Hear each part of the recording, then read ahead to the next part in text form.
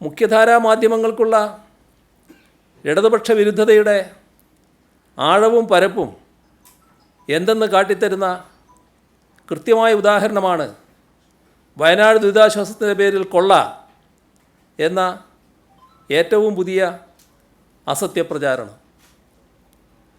ഒരു പകൽ മുഴുവൻ തങ്ങളാൽ കഴിയും വിധം നുണ പ്രചരിപ്പിച്ച ശേഷം തെറ്റുപറ്റിപ്പോയെന്ന ചിലരുടെ പരിവേദനങ്ങളും പിന്നീട് കേൾക്കുകയുണ്ടായി.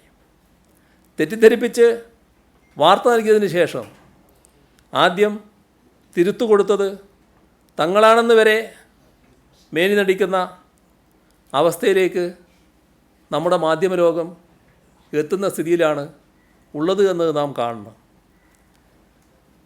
മത്സരമുണ്ട്, ചാനലുകളുടെ മത്സരമുണ്ട്. ആ കിടമത്സരത്തിൽ വ്യാജ വാർത്തകളുടെയും അജണ്ട വെച്ചുള്ള അസത്യപ്രചരണങ്ങളുടെയും കുത്തൊഴുക്കാണ് നടക്കുന്നത്.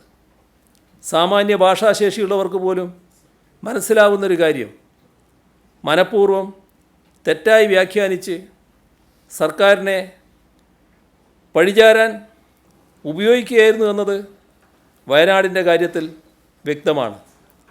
ദുരന്താനന്തരം ലഭിക്കേണ്ടുന്ന കേന്ദ്ര സഹായം മുടക്കാനുള്ള കൊട്ടേഷനാണോ ഇക്കൂട്ടർ ഏറ്റെടുത്തതെന്ന സംശയം സമൂഹത്തിൽ നിലനിൽക്കുന്നു. ഉണ്ടായ ദുരന്തത്തിൽ നിന്നും നാടിനിയും കരകയറിയിട്ടില്ല. കേരളം ഒന്നായി വയനാട്ടിനൊപ്പം ചേർന്ന് തിരിച്ചു വരാനുള്ള ശ്രമത്തിലാണ്. അതിനിടയിൽ ചാനൽ റേറ്റിങ്ങിന് വേണ്ടി ഒരു ജനതയുടെ അതിജീവന പോരാട്ടങ്ങളെ തുരങ്കം വെക്കരുത് എന്നതാണ് പൊതുവെ അഭ്യർത്ഥിക്കാനുള്ളത്.